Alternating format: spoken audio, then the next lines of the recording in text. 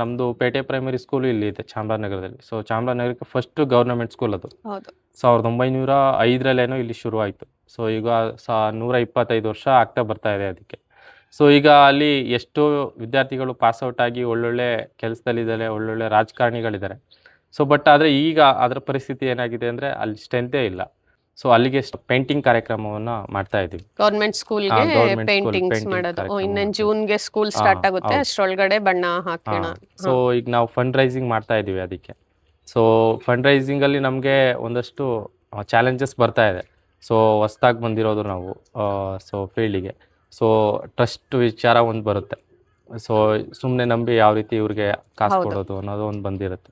So ಅದಕ್ಕೆ ನಾನು ನಿಮ್ಮ ಚಾನಲ್ ಮೂಲಕ ಏನು ಕೇಳ್ಕೊಳ್ಳೋದಂದರೆ, ಈಗ ಪೇಂಟಿಂಗ್ ಆ್ಯಕ್ಟಿವಿಟಿ ಇಟ್ಕೊಂಡಿದ್ದೀವಿ. ನಾವು ಮೆಟೀರಿಯಲ್ಸ್ ಏನಾದರೂ ತಗೊಳ್ತೀವಿ, ಪೇಂಟಿಂಗ್ ಮೆಟೀರಿಯಲ್ಸ್ ಅಂದರೆ ಡೈರೆಕ್ಟ್ ನಮ್ಮ ಪೇಂಟಿಂಗ್ ಮೆಟೀರಿಯಲ್ಸ್ನೂ ಅವರು ತಗೊಳ್ಬೋದು. ಸ್ನೇಹಿತರೆ, ಶತಮಾನ ಕಂಡ ಶಾಲೆ ನಮ್ಮ ಹೆಮ್ಮೆಯ ಪೇಟೆ ಪ್ರೈಮರಿ ಶಾಲೆ. ಈ ಒಂದು ಶಾಲೆಗೆ ನಾವು ಎಲ್ಲ ಹಳೆ ವಿದ್ಯಾರ್ಥಿಗಳು ಸೇರಿ ಹೊಸ ರೂಪವನ್ನು ಕೊಡೋದಕ್ಕೆ ಒಂದು ಹೆಜ್ಜೆ ಇಟ್ಟಿದ್ದೇವೆ.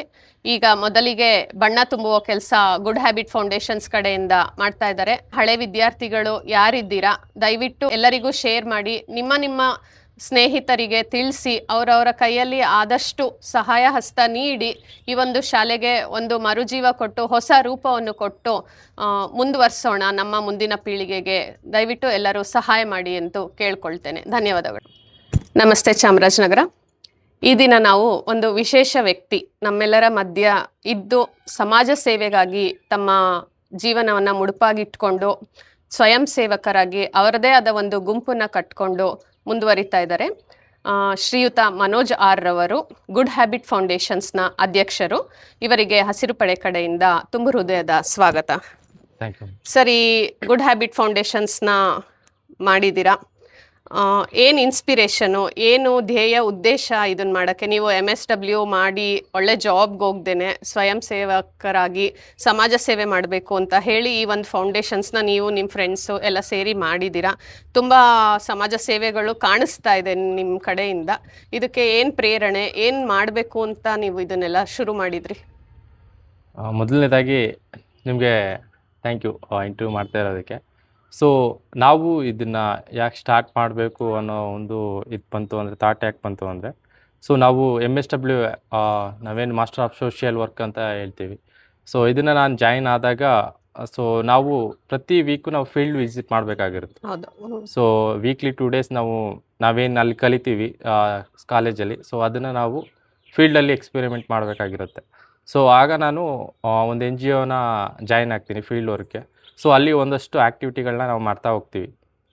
ಸೊ ಅಲ್ಲಿ ಆ್ಯಕ್ಟಿವಿಟಿ ಮಾಡ್ತಾ ಇದ್ದಾಗ ಅಲ್ಲಿ ಸ್ಕೂಲ್ಗಳಾಗಿರ್ಬೋದು, ಕಮ್ಯುನಿಟಿಲಾಗಿರ್ಬೋದು, ಸೊ ನಾವೆಷ್ಟೋ ಆ್ಯಕ್ಟಿವಿಟಿಗಳನ್ನ ನಾವು ಸ್ಟಾರ್ಟ್ ಮಾಡಿದಾಗ ಸೊ ಅಲ್ಲಿ ನಮಗೆ ಚಾಮರಾಜನಗರದಲ್ಲಿ ಒಂದು ಏನು ಕಂಡು ಬಂದಿದ್ದಂದರೆ, ಸೊ ನಮ್ಮ ಗೌರ್ಮೆಂಟ್ ಶಾಲೆ ಮಕ್ಕಳಿಗೆ ಮತ್ತು ನಮ್ಮ ಹಳ್ಳಿ ಜನಗಳಿಗೆ ಸೊ ತುಂಬಾ ಸ್ಕಿಲ್ಸ್ಗಳಿದೆ. ಸೊ ಬಟ್ ಆ ಸ್ಕಿಲ್ಸ್ನ ಅವರು ಒಂದು ಹೊರಕ್ಕೆ ಒಂದು ಸ್ಟೇಜ್ ಇಲ್ಲ, ಹೌದು, ಒಂದು ವೇದಿಕೆ ಸಿಗ್ತಾ ಇಲ್ಲ. ಸೊ ಅದಕ್ಕೆ ನಾವು ಮತ್ತು ಅದೊಂದಾದರೆ ಒಂದು ಕಡೆ ಅಂದರೆ, ಮತ್ತು ತಂದೆ ತಾಯಿಗಳು ಈಗಿನ ಜನ್ರೇಷನಲ್ಲಿ ಸೊ ತನ್ನ ಮಗು ಓದಬೇಕು ಚೆನ್ನಾಗಿ ಮತ್ತು ಒಳ್ಳೆ ಸ್ಕೋರ್ ತೊಗೋಬೇಕು, ಇದು ಬಿಟ್ಟು ಬೇರೆ ಏನೂ ಅವ್ರಿಗೆ ಲೈಫೇ ಇಲ್ಲ ಅನ್ನೋ ಥರ ಈಗಿನ ಜನ್ರೇಷನ್ ಇದು ಮಾಡ್ತಾ ಇದ್ದಾರೆ. ಸೊ ಅದನ್ನೆಲ್ಲ ನಾವು ನೋಡಿದಾಗ ಸೊ ಆ ಮಕ್ಕಳಲ್ಲಿ ಬೇರೆ ಬೇರೆ ಸ್ಕಿಲ್ಸು ಇದೆ. ಬಟ್ ಆದರೆ ಅದನ್ನು ಅವ್ರ ಫ್ಯಾಮಿಲಿಯವರೇ ಅದನ್ನು ಎಂಕರೇಜ್ ಮಾಡ್ತಾ ಇಲ್ಲ. ಸೊ ಅದನ್ನೇನು ಮಾಡ್ತಾ ಇದ್ದಾರೆ ಅಂದರೆ, ಓದೋದಕ್ಕೆ ಸೀಮಿತ. ಒಂದು ಓದಬೇಕು ಮತ್ತು ಇನ್ನೊಂದು ರ್ಯಾಂಕ್ ತೊಗೋಬೇಕು, ನೆಕ್ಸ್ಟು ಅವನು ಇಂಜಿನಿಯರಿಂಗ್ ಆಗಬೇಕು, ಡಾಕ್ಟ್ರ್ ಆಗಬೇಕು, ಇಲ್ಲ ಒಂದು ಒಳ್ಳೆ ಸೆಟಲ್ ಕೆಲಸ, ಗೌರ್ಮೆಂಟ್ ಕೆಲಸ ತಗೊಂಡು ಸಂಪಾದನೆ ಗುರಿ. ಸೊ ಇದ್ರ ಕಡೆನೇ ಎಲ್ಲ ಇದು ಮಾಡ್ತಾ ಇದ್ದಾರೆ. ಸೊ ಆ ಮಗುನೂ ಅಷ್ಟೇ, ಆ ಮಗುಗೆ ಅದು ಇಷ್ಟನೇ ಇರಲ್ಲ ಓದೋಕ್ಕೆ, ಬಟ್ ಹಿಂಸೆಯಿಂದ ಓದ್ತಾ ಇರುತ್ತೆ. ಸೊ ಇದರಿಂದ ನಾವೇನು ಮಾಡ್ತೀವಿ, ಇದನ್ನೆಲ್ಲ ನಾವು ಗಮನಿಸ್ತಾ ಹೋಗ್ತಾ ಇದ್ದಾಗ ಸೊ ನಾವೇನಾದರೂ ಮಾಡಬೇಕಲ್ಲ ಇವರಿಗೆ ಅಂತ ಅಲ್ಲಿ ಥಾಟ್ಸ್ ಶುರು ಆಗ್ತಾ ಹೋಗುತ್ತೆ. ಸೊ ಅದಾದಮೇಲೆ ನಾವೇನು ಮಾಡ್ತೀವಿ, ಸೊ ನಾವೇ ಒಂದು ಫ್ರೆಂಡ್ಸ್ ಒಂದು 8 ಜನ ಗ್ರೂಪು ಸೇರಿಕೊಂಡು ನಾವು ಇದ್ರ ಬಗ್ಗೆ ಮಾಡ್ಕೊಂಡು ಸ್ಟಾರ್ಟ್ ಮಾಡ್ತೀವಿ. ನಿಮ್ಮದು ಮಕ್ಕಳಿಗೆ ಎಜುಕೇಷನ್ ಅಲ್ಲದೆ ಇನ್ನೇನು ಆಬ್ಜೆಕ್ಟಿವ್ಸ್ ಇದೆ, ಧ್ಯೇಯ ಏನಿದೆ ನಿಮ್ಮ ಫೌಂಡೇಶನ್ಸ್ದು?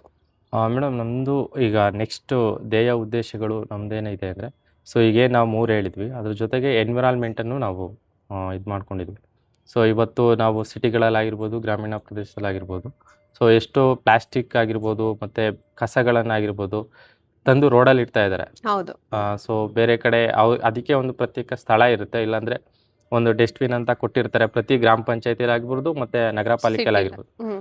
ಹಸಿ ಕಸ ಒಣ ಕಸ ಬೇರ್ಪಡಿಸಿ ಅವರು ಆ ಡಸ್ಟ್ಬಿನ್ನಲ್ಲಿ ಇಡಬೇಕು. ಅದಾದಮೇಲೆ ಅದನ್ನು ಬಂದು ತಗೊಂಡು ಹೋಗ್ತಾರೆ. ಇದು ಪದ್ಧತಿ. ಸೊ ಅದನ್ನೇನು ಮಾಡ್ತಾಯಿದ್ದಾರೆ, ಸೊ ಅವ್ರೇನು ಮಾಡ್ತಾಯಿದ್ದಾರೆ, ಅದನ್ನು ಬೇರೆ ಉದ್ದೇಶಕ್ಕೆ ಬಳಸ್ಕೊಂಡು ಸೊ ಕಸನೆಲ್ಲ ರೋಡಿಗೆ ತಂದು ಎಸಿತಾ ಇದ್ದಾರೆ. ಹೌದು.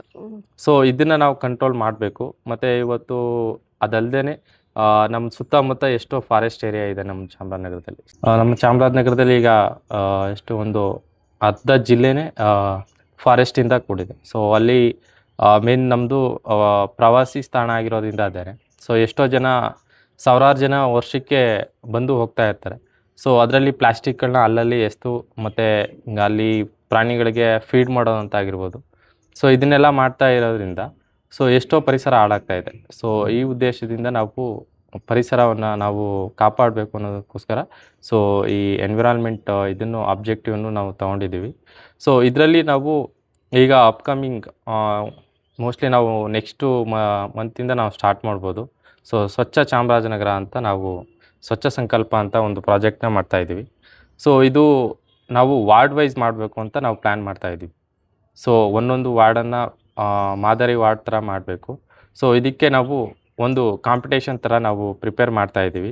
ಸೊ ಸ್ಟೂಡೆಂಟ್ ಒಂದು ತಂಡದಲ್ಲಿ 20ರಿಂದ 25 ಜನ ಸ್ಟೂಡೆಂಟ್ ಅಲ್ಲಿ ಅಥವಾ ವಾಲಂಟಿಯರ್ ಯಾರಾದರೂ ಆಗಿರ್ಬೋದು. ಸೊ ವಾಲಂಟಿಯರ್ಸ್ನ ಆ ಒಂದು ತಂಡ ಮಾಡಿ, ಸೊ ಆ ಒಂದು ತಂಡ ಒಂದು ವಾರ್ಡನ್ನು ಸೊ 1.5 ತಿಂಗಳು ಅವರು ಮೇಂಟೈನ್ ಮಾಡಬೇಕು. ಅದನ್ನು ಅಂದ್ರೆ ಅಲ್ಲಿರೋ ಜನಗಳಿಗೆ ಅರಿವು ಮೂಡಿಸ್ಬೇಕು. ಸೊ ಅಲ್ಲಿ ಕಸ ಏನು ಬಿದ್ದಿದೆ ಅದನ್ನು ಕ್ಲೀನ್ ಮಾಡಿದ್ಮೇಲೆ ಸೊ ಅದನ್ನು ಅವರು ಫಾಲೋ ಅಪ್ ಮಾಡ್ತಾ ಹೋಗ್ಬೇಕು. ಮತ್ತೆ ಅಲ್ಲಿ ಅದೇ ಜಾಗ ಕಸ ಬೀಳಬಾರ್ದು. ಸೊ ನೆಕ್ಸ್ಟ್ ಬೀಳ್ತು ಅಂದರೆ ಅದು ಯಾಕೆ ಬೀಳ್ತು, ಯಾಕೆ ಇಲ್ಲಿ ಬೀಳ್ತಾ ಇದೆ ಅನ್ನೋದನ್ನು ಅವರು ಅಲ್ಲಿ ತಿಳ್ಕೊಂಡು ಸೊ ಅದನ್ನು ನೆಕ್ಸ್ಟ್ ಬೀಳದೇ ಇರೋ ಥರ ಅವರು ಆ ಏರಿಯಾನ ಆ ಒಂದು 45 ದಿನ ಏನಿರುತ್ತೆ, ಸೊ 45 ದಿನ ಅದನ್ನು ಫಾಲೋ ಅಪ್ ಮಾಡಬೇಕು ಆ ಏರಿಯಾನ.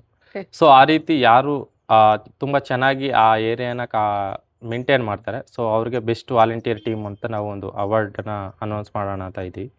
ಸೊ ಇದು ಮುಂದಿನ ತಿಂಗಳಲ್ಲಿ ನಾವು ಅನೌನ್ಸ್ ಮಾಡ್ತೀವಿ. ಮತ್ತು ನಾವು ನಮ್ಮ ಜಿಲ್ಲೆ ಜಾನಪದ ತವರೂರು ಅಂತ ಕರೆಸ್ಕೊಳುತ್ತೆ. ಸೊ ಬಟ್ ಯಾಕೆ ಅನ್ನೋದು ಯಾರಿಗೂ ಗೊತ್ತಿಲ್ಲ. ಹೌದು. ಸೊ ಇಡೀ ವರ್ಲ್ಡ್ಗೆ ಜಾನಪದ ಮಹಾಕಾವ್ಯದಲ್ಲಿ 2ನೇ ಮಹಾಕಾವ್ಯ ಕೊಟ್ಟಿದ್ದು ನಮ್ಮ ಚಾಮರಾಜನಗರ, 3ನೇ ಮಹಾಕಾವ್ಯ ಕೊಟ್ಟಿದ್ದು ನಮ್ಮ ಚಾಮರಾಜನಗರ. ಸೊ ಭಾರತ ಅಂತ ಬಂದಾಗ 1ನೇದು ಮತ್ತು 2ನೇದು 2 ಮಹಾಕಾವ್ಯಗಳನ್ನು ಈ ಪ್ರಪಂಚಕ್ಕೆ ಕೊಟ್ಟಿದೆ ನಮ್ಮ ಚಾಮರಾಜನಗರ. ಸೊ ಆ ಉದ್ದೇಶದಿಂದ ನಮ್ಮ ಚಾಮರಾಜನಗರ ಇದು ಏನು ಜಾನಪದ ತವರೂರು ಅಂತ ಕರೀತಾರೆ. ಸೊ ಈ ಥರ ಜಾನಪದದ್ದು ತುಂಬಾ ನಮ್ಮ ಚಾಮರಾಜನಗರ ಕೊಡುಗೆ ಕೊಟ್ಟಿದೆ. ಬಟ್ ಅದ್ರ ಬಗ್ಗೆ ನಮ್ಮವ್ರಿಗೆ ಅವೇರ್ನೆಸ್ ಇಲ್ಲ. ಮತ್ತು ತುಂಬ ಕಲೆಗಳು ನಮ್ಮಲ್ಲಿತ್ತು, ನಮ್ಮ ತಂದೆ ಕಾಲದಾಗಿರ್ಬೋದು, ನಮ್ಮ ಅಜ್ಜನ ಕಾಲದಲ್ಲಾಗಿರ್ಬೋದು. ಸೊ ತುಂಬ ಕಲೆಗಳು ನಮ್ಮ ಚಾಮರಾಜನಗರದಲ್ಲಿತ್ತು. ಬಟ್ ಇವಾಗ ನಾವು ಹುಡುಕ್ತೀವಿ ಅಂದ್ರೂ ಯಾರು ಕಲಾವಿದರೆ ಸಿಗ್ತಾಯಿಲ್ಲ. ಸೊ ಮನೇಲಿ ಕಲಾವಿದರಿದ್ದಾರೆ, ಬಟ್ ಅದು ಒಂದು ತಂಡವಾಗಿ ಇಲ್ಲ ಒಬ್ಬ ವ್ಯಕ್ತಿಯಾಗಿ ಹೊರಗಡೆ ಬಂದು ಯಾರು ಇದು ಮಾಡೋವಂಥವ್ರು ಕರೆಕ್ಟಾಗಿಲ್ಲ. ಸೊ ಮಾಡ್ತಾಯಿದ್ದಾರೆ, ಒಂದು 4 ಜನ ಮಾಡ್ತಾಯಿದ್ದಾರೆ. ಅದನ್ನು ಸಮಾಜಕ್ಕೆ ಕೊಡಬೇಕು ಮತ್ತು ಸಮಾಜದಲ್ಲಿ ಅದನ್ನು ಅರಿವು ಮೂಡಿಸ್ಬೇಕು, ಆ ಥರದ್ದು ಯಾರೂ ಮಾಡ್ತಾಯಿಲ್ಲ. ಸೊ ಅದಕ್ಕೆ ನಾವೇನು ಮಾಡಿದ್ವಿ, ಸೊ ನಮ್ಮ ಜಿಲ್ಲೆದು ರೆಪ್ರೆಸೆಂಟೇಟಿವ್ ನಾವೇ ಆಗೋಣ.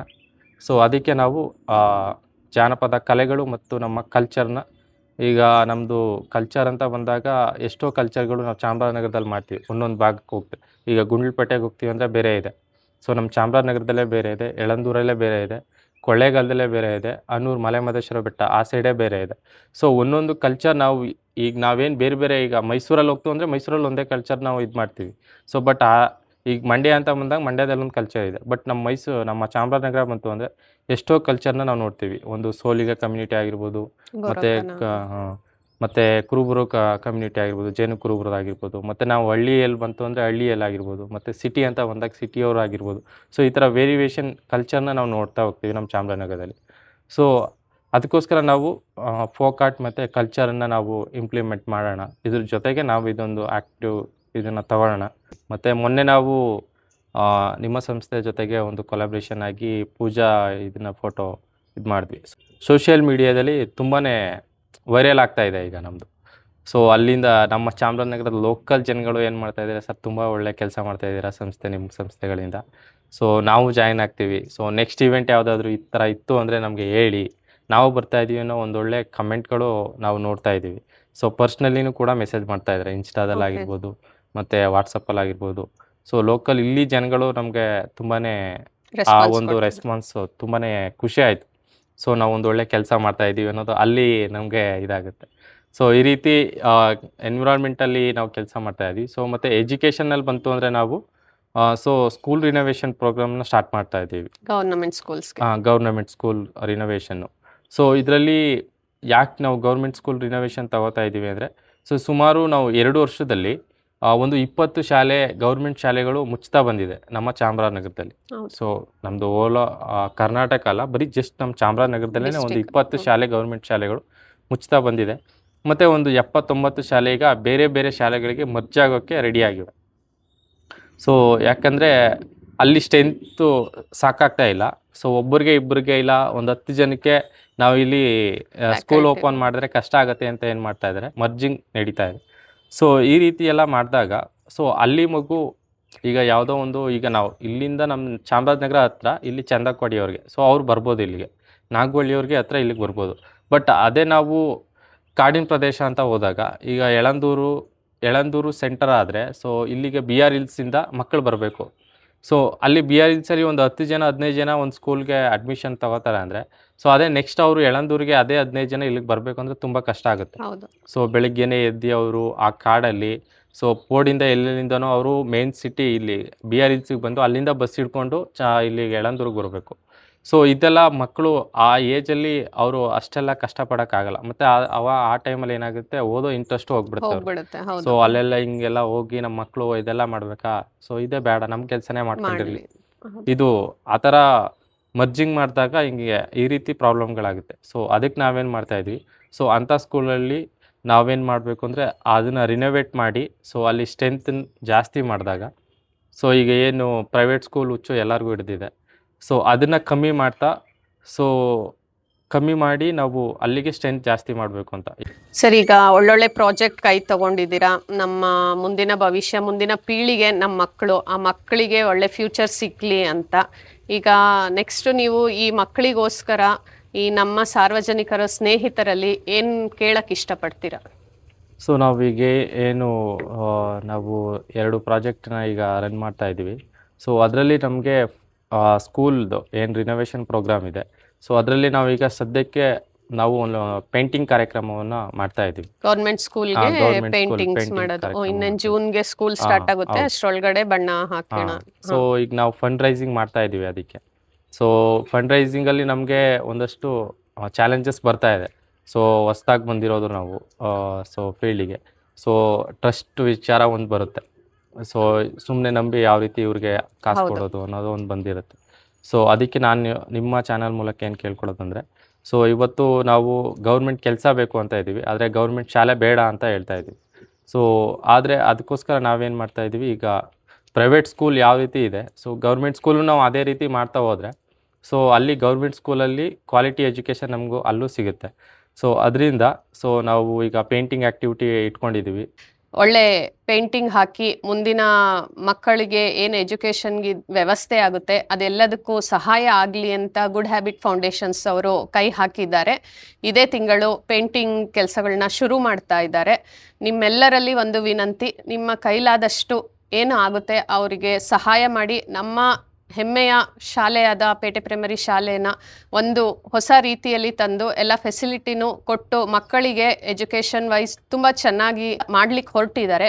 ಇವರಿಗೆ ನಾವೆಲ್ಲರೂ ಕೈ ಜೋಡಿಸೋಣ. ಈ ದಿನ ತಮ್ಮ ಸಂಸ್ಥೆ ಬಗ್ಗೆ ತಿಳಿಸ್ಕೊಟ್ಟು ನಿಮ್ಮ ಧ್ಯೇಯ ಉದ್ದೇಶಗಳು ಎಲ್ಲ ನೋಡಿ ನಮಗೆ ತುಂಬ ಖುಷಿ ಆಯಿತು. ಇಲ್ಲಿ ಬಂದು ನಮ್ಮ ಚಾನಲಿಗೆ ನೀವು ಎಲ್ಲನ ತಿಳಿಸ್ಕೊಟ್ರಿ. ಇದಕ್ಕೆ ತುಂಬ ಹೃದಯದ ಧನ್ಯವಾದಗಳು ಸರ್. ನಿಮಗೂ ಕೂಡ ತುಂಬ ಹೃದಯ ಧನ್ಯವಾದಗಳು.